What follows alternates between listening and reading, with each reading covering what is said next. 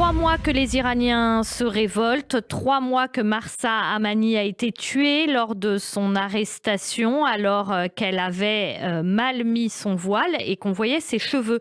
On a vu ces derniers temps des scènes à Téhéran de femmes qui se promenaient les cheveux nus, parfois même accompagnées de leur mère qui, elles, sont voilées et les soutiennent. Ramin Parham, bonjour. Ramin Parham, bonjour. Bonjour Eva, merci d'être avec nous ce matin sur Radio J.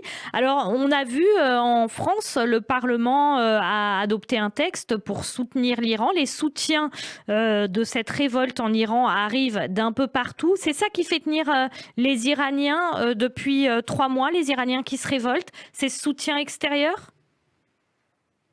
Oui, écoutez, on ne peut pas dire que ça ne soit pas totalement sans influence sur l'état d'esprit des gens, le courage qui amène beaucoup de ces jeunes et adolescents à descendre dans la rue.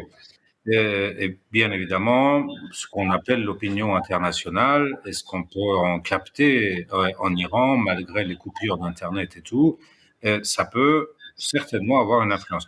Mais l'influence principale, comme toujours, vient de l'intérieur, des motivations de l'intérieur. C'est-à-dire que c'est à l'intérieur que la situation sociale, politique, économique, la condition humaine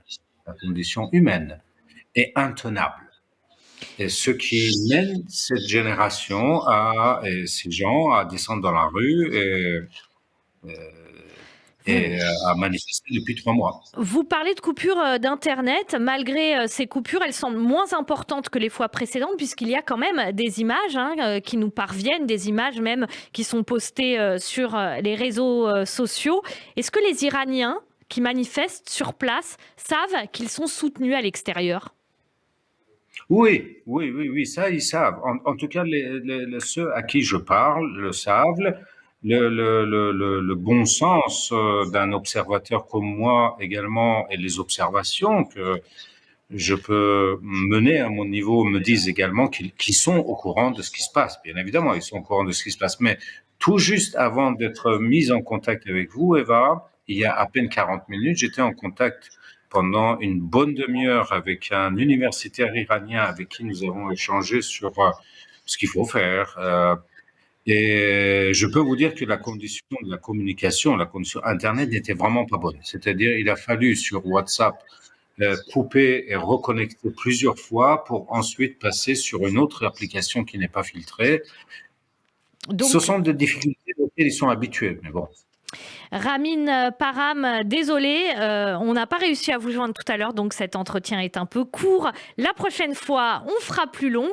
Et merci d'avoir été avec nous ce matin en direct sur Radio J pour un point donc sur la situation en Iran. Bonne journée à vous. Merci. Merci Eva, bon dimanche à vous.